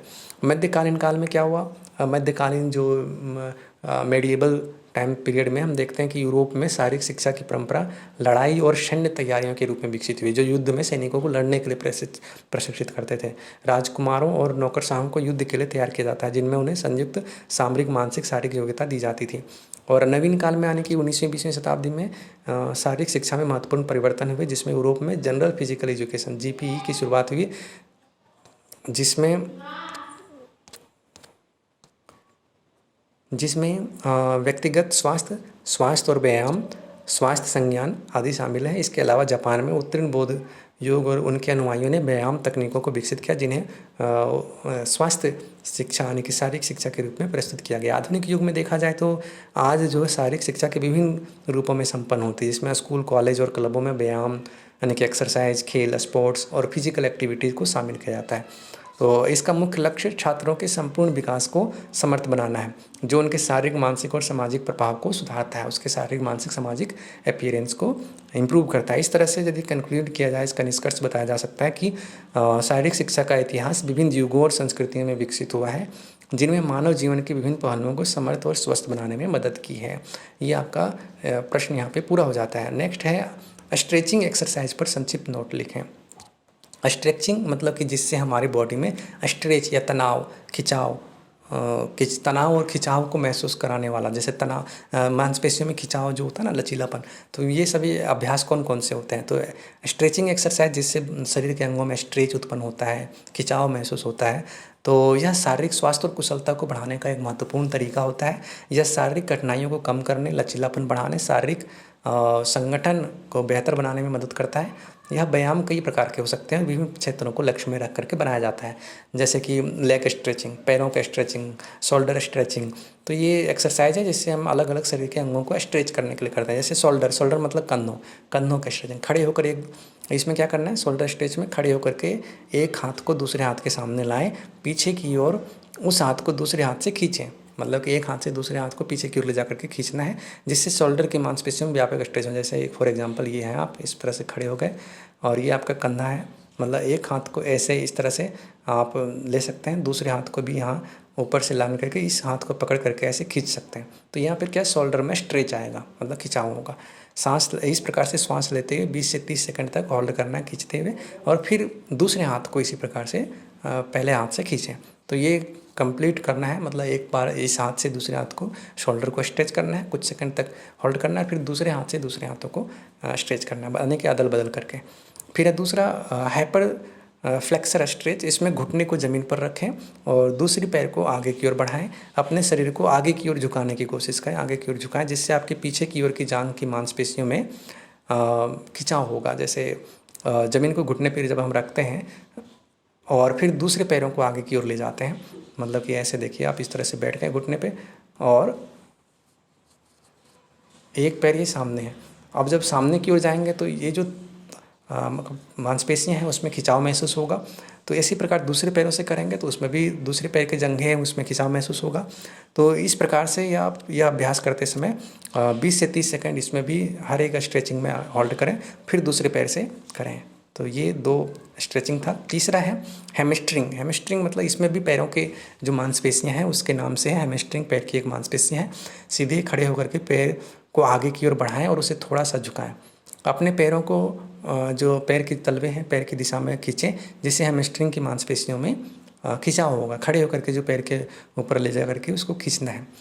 20 से 30 सेकंड तक इसमें भी होल्ड करें और फिर दूसरे पैर से खींचें हैमस्ट्रिंग को, ठीक है। ट्राइसेप्स, ये हाथ की मांसपेशियां हैं, एक हाथ को ऊंचाई पर ले जाएं और उसे पीछे की ओर पीछे की दिशा में झुकाएं, दूसरे हाथ को उसी की कलाई को पकड़ें और जिसमें से ट्राइसेप्स, मतलब इस प्रकार से, जैसे यहाँ पे एक डायग्राम में देख सकते हैं कि ये आप हैं और इसमें इस प्रकार से ये कोहनी से मुड़े हुए हाथ हैं और यहाँ दूसरे हाथ से इसको कलाई से पकड़ करके इसको खींचें। तो ये जो ट्राइसेप्स यहाँ पे होता है बाहों में वो खींचता है, मतलब एक हाथ से पकड़ के इसको खींच रहे हैं। फिर दूसरे हाथ से अब इस हथेली को ऐसे मोड़ करके ऐसे रखना है और यहाँ से कलाई से पकड़ के पीछे से दूसरे हाथ से इसको खींचना है। तो यहाँ पे जो ट्राइसेप्स मसल्स होते हैं वो खींचेंगे। तो ये क्या होता है, ट्राइसेप्स स्ट्रेच। 20-30 सेकंड तक खींच करके कुछ देर तक होल्ड रखें, फिर छोड़ें काउंटिंग के साथ। 5-6 सेकंड, मतलब कि 5-6 बार काउंटिंग करना है तो 20 सेकंड हो जाएगा, जैसे 1 2 3 4 इस तरह से। इस स्ट्रेचिंग एक्सरसाइज को नियमित रूप से करने से शारीरिक लाभ होता है, मांसपेशियों का लचीलापन बढ़ता है, शारीरिक कठिनाई यानी कि शारीरिक जो प्रॉब्लम्स है वो दूर होता है, शारीरिक कुशलता का विकास होता है, चित्त को शांति प्रदान करता है और ध्यान को बढ़ाता है। नेक्स्ट जो इम्पोर्टेंट क्वेश्चन है वो अब 1-2 प्रश्न ज़्यादा बच रहे हैं जो कि बहुत ही इंपॉर्टेंट है और आप इसको कर लें तो आराम से आप इसके लिए प्रिपेयर हो सकते हैं। तो संतुलित आहार क्या है, इसके घटकों एवं स्रोतों का वर्णन करें। संतुलित यानी कि बैलेंस डाइट। तो संतुलित आहार एक ऐसा आहार है जो सभी पोषक तत्वों को समाहित करता है। नाम से ये स्पष्ट है संतुलित, मतलब कि जिसमें सभी पोषक तत्व समाहित हों, वैसे आहार को संतुलित आहार कहते हैं। तो ये लाइन बहुत इंपॉर्टेंट है, आप इसको ध्यान में रख सकते हैं। फिर उसके बाद यह क्या है, यह आहार आपके शारीरिक और मानसिक स्वास्थ्य को समर्थ बनाता है। यह आहार आवश्यक ऊर्जा, प्रोटीन, कार्बोहाइड्रेट, विटामिन और मिनरल्स को सही मात्रा में प्रदान करता है। ये एक संक्षेप में इंट्रोडक्शन हो गया जो कि हर प्रश्न में आपको ऐसा लिखना है। उसके बाद आता है कि संतुलित आहार के घटक कौन कौन से, कंपोनेंट्स। तो इसमें मुख्य घटक हैं प्रोटीन, कार्बोहाइड्रेट, फाइबर, वसा, ये आगे भी देखेंगे। तो इसमें है तो प्रोटीन शरीर के निर्माण और अनुरक्षण के लिए, मतलब उसके रख रखाव के लिए बहुत महत्वपूर्ण होता है। जो कि प्रोटीन हमें कहाँ कहाँ से मिलते हैं, हमें मांस, मछली, अंडे, दालें, पनीर, दूध में पाया जाता है। केवल मांसाहारी नहीं बल्कि ये सारी चीज़ें जो शाकाहारी भोजन है उसमें भी मिलते हैं, परंतु मनुष्य को जैसा अपना इच्छा है उस हिसाब से वो ग्रहण कर सकता है। तो कार्बोहाइड्रेट क्या है, तो कार्बोहाइड्रेट ऊर्जा के स्रोत के रूप में काम करते हैं, जो कि अनाज, दालें, सब्जियां, फल और फल फूल आदि से, अनाजों में से, हरे भरे फल फूल आदि में से पाए जाते हैं। मतलब सभी चीज़ों में ऑलमोस्ट ये कार्बोहाइड्रेट देखने को मिलता है, जिसमें अनाज, दालें, सब्जियां, फल और पूरे अनाज में पाए जाते हैं। जो भी मतलब अनाज होते हैं उसमें देखने को मिलते हैं। फाइबर जो रेशेदार पदार्थ होते हैं, जिसमें रेशे तंतुएं टाइप के होते हैं, वो फाइबर शरीर के पाचन को सुधारता है और कब्ज आदि में बहुत लाभदायक होता है। तो पेट में के तंत्र, जो पाचन तंत्र है, उसको संतुलित रखता है। यह सब्जियों, फलों, अनाज और दालों में पाया जाता है, यानी कि रेशेदार युक्त जो भी आहार है। और विटामिन्स और मिनरल्स, विटामिन और खनिज लवण। तो विटामिन्स और मिनरल्स शारीरिक कार्यों के लिए आवश्यक होते हैं। Vitamin A, C, D, E, K और B complex, calcium, iron, potassium और मैग्नीशियम जैसे उपादान विभिन्न खाद्य पदार्थों में पाए जाते हैं, जो कि हमारे संतुलित आहार के लिए उपयुक्त होते हैं। ये सब आप संक्षेप में ध्यान रख सकते हैं और इसको एग्जाम में लिख सकते हैं। एक और महत्वपूर्ण इसी क्वेश्चन में एक पार्ट था कि उसके स्रोत कौन कौन से संतुलित आहार के। तो अलग अलग जो स्रोत हैं संतुलित आहार के, उसमें से मुख्य रूप से फल और सब्जियां। फल और सब्जियां विटामिन, मिनरल और फाइबर का अच्छा स्रोत होते हैं। और विभिन्न रंगों के फलों और सब्जियों को अपने आहार में सम्मिलित करने से संतुलित आहार प्राप्त होता है। अनाज और दालें, अनाज और दाल कार्बोहाइड्रेट, प्रोटीन, फाइबर के अच्छे स्रोत होते हैं। कौन कौन? अनाज और दालों में क्या क्या पाया जाता है? कार्बोहाइड्रेट, प्रोटीन, फाइबर के अच्छे स्रोत होते हैं, जिसमें चावल, गेहूं, दालें, अदरक और धनिया को अपने आहार में शामिल कर सकते हैं। दूध और जो दूध से बने हुए पदार्थ होते हैं, तो दूध, पनीर, दही और दूध से बनी हुई अन्य उत्पाद विटामिन और मिनरल के साथ प्रोटीन का भी अच्छा स्रोत होता है।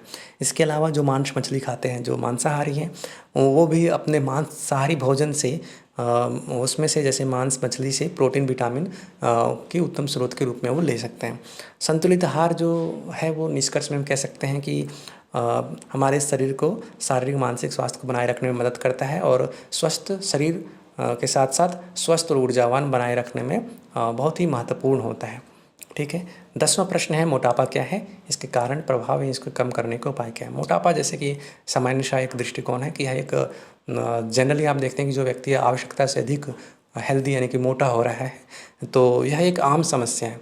मतलब मोटापा एक आम समस्या है जिसमें व्यक्ति का वजन उसकी ऊर्जा की आवश्यकताओं से अधिक होता है। यह एक अधिक खाने पीने, नियमित व्यायाम की कमी, जो अत्यधिक खाने पीने से या फिर व्यायाम न करने से और अन्य जीवन शैली की अनियंत्रित आदतों के कारण हो सकता है। ये इंपॉर्टेंट लाइन है, 2 लाइन आप याद रख सकते हैं। इसके बाद आपको बहुत सारी चीज़ें खुद भी लिखने के लिए आ जाएगा। तो इसका मुख्य कारण क्या है? मुख्य कारण है अधिक खाने पीने, अत्यधिक मात्रा में कैलोरीज मतलब ऊर्जा को अत्यधिक मात्रा में ग्रहण करने से। जंक फूड की अत्यधिकता से भी मोटापे का प्रमुख कारणों में होता है, यानी कि मोटापा हो सकता है। नियमित व्यायाम की कमी, यदि कोई नियमित रूप से व्यायाम ना करता है तो उसके कारण भी मोटापा हो सकता है, या ऊर्जा का संतुलन बिगाड़कर अतिरिक्त कैलोरीज को शरीर में संचित कर सकता है। अनुवांशिक कारक, अनुवांशिक कारक में क्या होता है? तो अनुवांशिक कारक में कई बार मोटापा अनुवांशिक मतलब कि पूर्वजों से, यानी कि उनके पूर्वज होते हैं उनसे भी आया हुआ हो सकता है। यानी कि परिवार में किसी व्यक्ति को यदि मोटापा का है, कोई रोग हुआ है पिछले दिनों में, तो उससे भी उस व्यक्ति को मोटापा हो सकता है। मेडिकल समस्याएं, कुछ मेडिकल समस्याएं जैसे कि मेडिकल रोग, यदि किसी व्यक्ति को कुछ समस्याएं पहले से हुई है, कोई अन्य बीमारी, तो उससे भी मोटापा हो सकता है, जैसे कि थायराइड और उसके बाद डायबिटीज़ आदि जो रोग हैं वो भी मोटापे का कारण बन सकता है। ठीक है। नेक्स्ट उसके बाद हम देखते हैं कि इसका प्रभाव क्या है, मतलब साइड इफ़ेक्ट, दुष्प्रभाव। तो मोटापे से दिल की बीमारियां भी हो सकती है। मोटापा यदि है तो उसके वजह से हार्ट रिलेटेड प्रॉब्लम हो सकता है।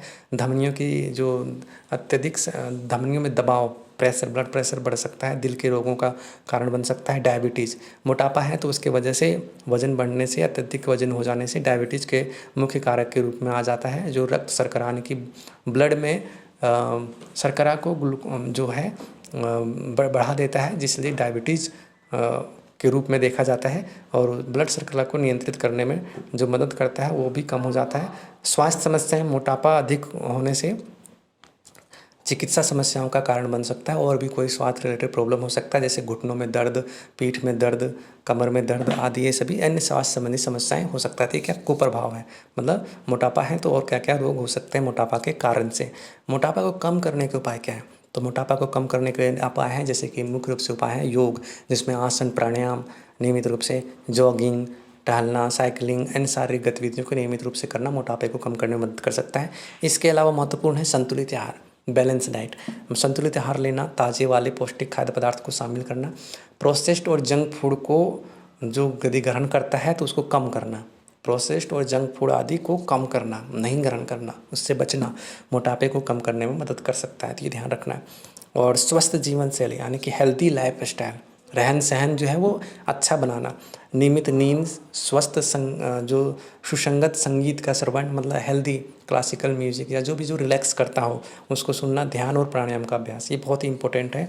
ध्यान और प्राणायाम के अभ्यास से व्यक्ति रिलैक्स होता है। तंबाकू और शराब की अधिकता से बचाव मोटापे को कम करने में मदद कर सकता है, मतलब नशा आदि से बचना भी उसको कम कर सकता है। फिर जो एक महत्वपूर्ण प्रश्न है, संक्रामक रोग क्या है, मतलब कि संक्रामक रोग जो एक दूसरे से फैलते हैं वो क्या है, इसके कारण एक बचाव के उपाय के बारे में बताएं। तो संक्रामक रोग वे रोग होते हैं जो एक व्यक्ति से दूसरे व्यक्ति तक बीमारी के कारण फैलते हैं, वो संक्रामक रोग होते हैं। मतलब एक व्यक्ति में हुआ तो वो दूसरे व्यक्ति में भी फैल जाते हैं। ये रोग वायरस, बैक्टीरिया, फंगस और प्रोटोजोआ के द्वारा हो सकते हैं। किसके द्वारा? ये रोग के जो वाहक होते हैं वो है वायरस, बैक्टीरिया, फंगस और प्रोटोजोआ। इन रोगों के कारण और बचावों के उपायों का वर्णन निम्नलिखित है। तो संक्रामक रोग क्या है, पहले एक लाइन में ये आप लिखेंगे कि संक्रामक रोग वे रोग होते हैं जो एक व्यक्ति से दूसरे व्यक्ति तक बीमारी के कारण फैलते हैं। मतलब एक व्यक्ति को यदि कोई रोग हुआ है तो वो रोग फिर दूसरे व्यक्ति तक फैल जाता है, तो उसको हम क्या कहेंगे? संक्रामक रोग। फिर ये व्यक्ति से तीसरे व्यक्ति तक। और इसके कारण क्या होते हैं? बैक्टीरिया, फंगस, प्रोटोजोआ के। इसके कारण भी यहाँ पे देखते हैं तो वायरस, तो मुख्य कारण पहला वायरस है, फिर बैक्टीरिया, फंगस और प्रोटोजोआ। तो वायरस क्या है? वायरसों के कारण होने वाले संक्रामक रोग बहुत सामान्य हैं, मतलब बहुत तरह के रोग देखे जाते हैं, जैसे कि इन्फ्लुएंजा, ह्यूमन इम्यूनोडिफिशियंसी वायरस जिसको HIV एड्स कहते हैं, डेंगू, कोरोना वायरस जो कि बहुत आपने पिछले 2 सालों में देखेंगे कोरोना वायरस में कितने ज़्यादा जान मान की हानि हुई। तो बैक्टीरियल संक्रमण रोगों के उदाहरण में सेप्टिकेमिया, टीबी यानी कि ट्यूबरकुलोसिस नामक बैक्टीरिया जीवाणु से होता है, तो इससे भी आप देखते हैं। और जीर्ण जठर रोग आदि शामिल होते हैं। फंगल, यहाँ तक कि खाद्य, वातावरण और रक्त प्रवाह के कारण फंगल संक्रमण रोग हो सकते हैं, जैसे कि कैंडिडाइसिस और एस्परजिलस नामक ये जो डिजीज़ हैं ये होते हैं। प्रोटोजोआ है उससे रिलेटेड जो बीमारियां होती हैं उसमें एक्यूट और क्रोनिक बीमारी इसमें हो सकता है, जैसे मलेरिया। और इसके बाद ट्राइकोमोनाइड आदि जो रोग होते हैं वो इसी कैटेगरी में आते हैं। इसके बचाव के उपाय क्या है? तो बचाव का उपाय मुख्य रूप से है स्वच्छता, मतलब कि अपने आसपास और अपने आवास, शारीरिक वस्त्र आदि सभी चीज़ों की सफाई। तो नियमित रूप से हाथ धोना, अच्छी स्वच्छता संक्रमण रोगों के खिलाफ बचाव का एक महत्वपूर्ण हथियार है। टीकाकरण, ऐसे जो फैलने वाले बीमारी हैं उसके लिए टीकाकरण भी बहुत महत्वपूर्ण होता है। संक्रामक रोगों से बचाव के लिए टीकाकरण महत्वपूर्ण उपाय है। यह विभिन्न खतरनाक रोगों के खिलाफ प्रोटेक्शन यानी कि सुरक्षा प्रदान करता है। जैसे कि कोरोना वायरस हुआ तो उसके लिए भी टीकाकरण कराया गया। अपने हाथों का ध्यान रखना, यानी कि हाथ से वायरस फैलते हैं। वायरस एक दूसरे नाकों के माध्यम से प्रवेश कर सकते हैं, आँखों के माध्यम से प्रवेश कर सकते हैं, इसलिए हाथों को अपने मुख, नाक और आँखों से दूर रखना संक्रामक रोगों के प्रसार को रोक सकता है, तो ये ध्यान रख सकते हैं। सामाजिक दूरी, अगर कोई व्यक्ति संक्रामक रोग से पीड़ित है तो ऐसे लोगों से सामाजिक दूरी बनाए रखना चाहिए ताकि रोगों को और संक्रमित होने से अन्य लोगों को ही बचाया जा सके। उचित आहार, स्वस्थ और पोषण संबंधित जो आहार विहार है उसको ग्रहण करना चाहिए। प्रतिरक्षा प्रणाली को मजबूत करने में मदद करता है। संक्रामक रोगों के खिलाफ प्रतिरक्षा को बढ़ा सकता है। संक्रामक रोगों के बचाव के लिए ये अत्यंत महत्वपूर्ण उपाय है और लोगों को इन्हें दैनिक जीवन में शामिल करना चाहिए। इस प्रकार ये प्रश्न आपका यहाँ पे पूरा, इस प्रकार से ये प्रश्न यहाँ पे संक्रामक रोग और उसके बचाव के उपाय यहाँ पे पूरा होता है। फिर आपका अंतिम प्रश्न है जंक फूड्स के हानिकारक प्रभाव पे एक निबंध लिखें। तो जंक फूड क्या है? जंक फूड आजकल किसी भी उम्र के लोगों के बीच बहुत ही खास बन चुका है और सब लोग जंक फूड खा रहे हैं बिना ये सोचे समझे कि उसके कितने हानिकारक नुकसान हो सकते हैं। तो जंक फूड्स में उचित मात्रा में जंक फूड में हम देखते हैं कि उच्च मात्रा में तेल, चीनी, नमक और प्रसंस्कृत अनाज होते हैं, यानी कि रिफाइंड ऑयल, जो कुछ भी जितने भी सारे चीज़ें जो बार बार रिफाइंड प्रोसेस से होकर के जो गुजरते हैं तो वो जंक फूड में आते हैं। तेल, चीनी, नमक, ये सारे चीज़ को जो अत्यधिक यूज करते हुए बनाए जाते हैं जो सेहत के लिए हानिकारक होते हैं। यहाँ जंक फूड के हानिकारक प्रभावों के ऊपर हम क्या क्या लिख सकते हैं इसके बारे में देखते हैं। तो यह स्वास्थ्य के लिए एक जोखिम है। जंक फूड में अधिक मात्रा में तेल, शर्करा, नमक होता है जो सेहत के लिए हानिकारक हो सकता है। इन तत्वों को अधिक मात्रा में लेने से सेहत संबंधी यानी कि स्वास्थ्य संबंधी समस्याओं जैसे डायबिटीज़, हृदय रोग, मोटापा का कारण बन सकता है। इसको आप अच्छे से लिख सकते हैं कि जो कई तरह के जो रोग होते हैं, डायबिटीज़, हृदय रोग, मोटापे, ये सभी इसके कारण से हो सकते हैं। और इसमें पोषण तत्वों की कमी होती है। जो जंक फूड होते हैं उसमें पोषक तत्व, न्यूट्रिएंट्स की कमी होती है। जंक फूड में कम पोषण होता है जिससे शरीर के आवश्यक पोषक तत्वों की कमी शरीर में बन जाता है। पेट तो भर जाता है जंक फूड खाने से, लेकिन शरीर को जो आवश्यक पोषक तत्व चाहिए वो नहीं मिल पाता है, जिससे यह शारीरिक और मानसिक विकास को प्रभावित कर सकता है। खाने में बस चूँकि तेल, शर्करा, नमक आदि ज़्यादा होता है, तो इसलिए खाने में भले ही अच्छा लगे, पेट भी भले ही भर गया, लेकिन वो शरीर को पोषण नहीं दे पाता। उसको जो हेल्दी तत्व चाहिए पोषित करने के लिए वो नहीं मिल पाता, तो इसलिए शरीर में कुपोषण होने लगता है। उसके वजह से उसको शरीर को न्यूट्रिशंस नहीं मिलने की वजह से कमजोरी, बुढ़ापे की शुरुआत और ऊर्जा की कमी का कारण बन सकता है, और भी कई तरह की बीमारियाँ इससे देखने को मिल सकता है। और क्या होता है, तो शारीरिक समस्याएं भी देखने को मिलता है, जिसमें जंक फूड के नियमित सेवन से शारीरिक समस्या जैसे कि उच्च रक्तचाप यानी कि हाई बीपी, कोलेस्ट्रॉल, एक्स्ट्रा वजन की समस्याएं हो सकती है। ये समस्याएं अधिकतम तकलीफदेह बन सकती है, मतलब अत्यधिक पीड़ा दे सकता है, पीड़ादायक हो सकता है। यहाँ पे आप पीड़ादायक शब्द लिखिएगा, और गंभीर स्थितियों में बदल सकता है। फिर उसके बाद आता है मानसिक स्वास्थ्य पे प्रभाव, कि ऐसा नहीं कि केवल शारीरिक नुकसान देता है बल्कि मानसिक रूप से भी प्रॉब्लम करता है। जंक फूड के अत्यधिक सेवन से मानसिक स्वास्थ्य पर असर पड़ता है। इन खाद्य पदार्थों में मौजूद जो अत्यधिक चीनी, तेल स्वास्थ्यवर्धक हार्मोन के निर्माण की प्रक्रिया को प्रभावित कर सकता है, जिससे चिंता, अवसाद और तनाव की समस्याएं बढ़ जाती है। व्यक्ति में चिड़चिड़ापन, तनाव, अवसाद, ये सबसे एग्रेशन आदि ये सभी चीज़ें देखने को मिलता है। और इससे इम्यूनिटी क्षमता में कमी होती है। इम्यूनिटी क्षमता जंक फूड के नियमित सेवन से, मतलब रेगुलर जो व्यक्ति जंक फूड खाता है तो उसका इम्यूनिटी सिस्टम कमज़ोर हो जाता है, रोग प्रतिरक्षा प्रणाली जो है वो कमज़ोर हो जाता है, उससे नुकसान पहुंचता है, लंबे समय तक विभिन्न प्रकार के रोगों का कारण बन सकता है। ठीक है, माने कि जो समस्याग्रस्त जो रोग हैं उससे हो सकता है, या सेहत को अधिक समय तक प्रभावित कर सकता है और उसे कमज़ोर बना सकता है। फिर वो अलग नाना प्रकार के रोगों से ग्रस्त हो जाता है, क्योंकि इम्यूनिटी ही रोगों से बचाता है। कंक्लूजन में लिख सकते हैं कि इसमें आप कह सकते हैं कि जंक फूड का सेवन सीमित करना स्वस्थ आहार के लिए अत्यधिक प्राथमिकता देना आवश्यक है। यानी कि जंक फूड को कम करना और स्वस्थ युक्त जो आहार है उसको ग्रहण करना अत्यधिक आवश्यक है। सेहत को संरक्षित रखने के लिए पोषण संपन्न आहार, मतलब संतुलित आहार लेना चाहिए और उसकी ओर बढ़ना चाहिए। जंक फूड से दूर रहना अत्यंत महत्वपूर्ण होता है। इससे न केवल सेहत बल्कि जीवन की गुणवत्ता को भी बढ़ाता है, लंबी आयु की भी आनंद प्राप्त होता है, लंबी आयु की भी सुविधा मिलता है, यानी कि लंबी आयु भी उसे नसीब होता है और प्राप्त होता है। जीवन में सुख शांति और प्रसन्नता की प्राप्ति होती है। ठीक है, तो ये आपका अंतिम प्रश्न था आज के क्लास का। आई थिंक ये काफ़ी लंबा हो गया, तो इस तरह से आप देखते हैं कि ये पूरा का पूरा हमारा जो हमने बहुत इंपॉर्टेंट प्रश्नों में से 12 प्रश्नों को यहाँ पे हमने सॉल्व किया। आप सभी को बहुत बहुत धन्यवाद। Thanks for watching. यदि आपको क्लास अच्छी लगी हो तो आप इसको लाइक करें, शेयर करें, सब्सक्राइब करें, ताकि आपको संबंधित अन्य क्लासों का शीघ्र नोटिफिकेशन मिलता रहे। धन्यवाद।